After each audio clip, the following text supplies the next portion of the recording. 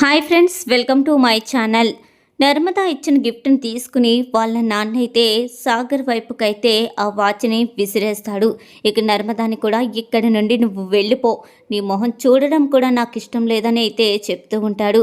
ఇక పక్కనే ఉన్న నర్మదా తల్లి అయితే అదేంటండి అలా అంటే ఎలాగా, మనకున్నది ఒక్కగానొక్క కూతురు, ఎవరు ఎన్నో అంటారు, ఇప్పుడెవరు ప్రేమ పెళ్ళిళ్ళు చేసుకోవటం లేదు, ఇంట్లో ఒప్పించుకోవటం లేదు, మన బిడ్డని మనం దూరం చేసుకుంటామా ఏంటి అని చెప్పంగానే ఇది నా పరువంతా కూడా తీసి పాడేసింది. ఇదేమో గవర్నమెంట్ జాబ్ చేస్తుంది, కానీ తన భర్త ఏమో ఒక మిల్లులో మూటలు మోసుకుంటున్నాడు. కానీ నన్ను ఎలా ఒప్పుకోమని నువ్వు చెప్తున్నావు? నేను ఒక కూతురికి డ్రెస్ కొనాలంటే ఎంతగానో ఆలోచిస్తాను.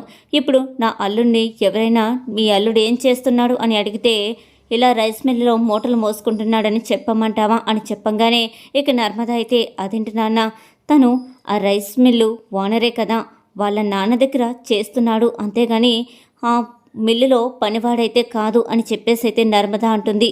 అవును, నువ్వే అంటున్నావు కదా వాళ్ళ నాన్న దగ్గర చేస్తున్నాడని. అంటే ఆ మిల్లు వాళ్ళ నాన్నది, సాగర్ది కాదు కదా.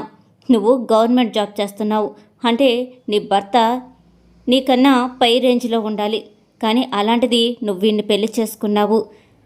నా అంతస్తుకు తగ్గవన్నీ ఇచ్చి పెళ్లి చేయాలని ఎన్నో కలలు కన్నాను, అలాంటిది నువ్వు ఇలా చేశావు అని చెప్పంగానే ఇక నర్మద చాలా బాధపడిపోతూ అయితే సాగర్ని తీసుకుని వెళ్ళిపోతుంది. ఇక ధీరజ్ అయితే కాలేజ్కి అయితే ఇంకా రాడు, టైం అయిపోతుందని చెప్పేసి ప్రేమ ధీరజ్ కోసం ఎదురు చూస్తూ ఉంటుంది. ఇంతలో ధీరజ్ అయితే అక్కడికి వస్తారు. ఏంట్రా లేటుగా వచ్చావని చెప్పంగానే ఫుడ్ డెలివరీ ఉంది, అందుకే లేట్ అయిపోయింది అని చెప్పంగానే ఇక ప్రేమగా అలాగే బాధగా కూడా ధీరజ్ వంక చూస్తూ ఉంటుంది. సరేరా, లోపలికి వెళ్ళి ఎగ్జామ్ రాయాలి, నువ్వు అన్నీ చదివావు కదా అని చెప్పంగానే పర్వాలే బాగానే చదివాను, సరే పెన్నైనా తెచ్చుకున్నావా లేదా అని అడుగుతూ ఉంటుంది. పెన్ను మర్చిపోయాను అని చెప్పంగానే నీ సంగతి నాకు తెలుసురా, అందుకనే నేను ఎక్స్ట్రాగా పెన్నులు తీసుకొచ్చాను అని చెప్పేసి ప్రేమ అయితే ధీరజ్కి పెన్నులు అయితే ఇస్తుంది. సరేరా, 90% తగ్గకుండా మార్కులు తెచ్చుకోవాలి అని చెప్పంగానే నా మీద నువ్వు అంత ఎక్స్పెక్టేషన్స్ ఏం పెట్టేసుకోకు, పాస్ అయితే చాలు, అంతకు మించిన ఆనందం ఇంకేమీ వద్దు అని చెప్పేసి ధీరజ్ అయితే అంటూ ఉంటాడు. ఇక వాళ్ళిద్దరూ కూడా ఎగ్జామ్ రాయడానికి అయితే వెళ్తారు.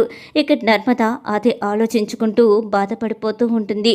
సాగర్ అయితే బాధపడకు నర్మద, నేను వెళ్ళనని చెప్పినా కూడా నేనే కదా వెళ్ళమని చెప్పాను, సారీ నర్మదా, నేను చాలా బాధ పెట్టాను అని చెప్పేసి సాగర్ అయితే అంటూ ఉంటాడు. మా నాన్న చెప్పింది కూడా నిజమే కదా సాగర్, ఒక గవర్నమెంట్ ఉద్యోగి అయిన తన అమ్మాయి ఒక రైస్ మిల్లులో పనిచేస్తున్న అతన్ని పెళ్లి చేసుకుంది అంటే ఏ తండ్రికైనా బాధగానే అనిపిస్తుంది కదా అని చెప్పంగానే అదేంటి నర్మద, నువ్వు కూడా ఎలా మాట్లాడుతున్నావు, పెళ్ళికి ముందు నుండే నేను రైస్ మిల్లులో చేస్తున్నాను కదా అని అడుగుతూ ఉంటాడు. అవును, నువ్వు రైస్ మిల్లులో చేస్తున్నావు, కానీ నువ్వు ఏం చెప్పాను నేను, ముందుగానే గవర్నమెంట్ జాబు తెచ్చుకుంటానని చెప్పావు కదా, ఇప్పుడైనా అది ఆలోచించు అని చెప్తూ ఉంటుంది నర్మద.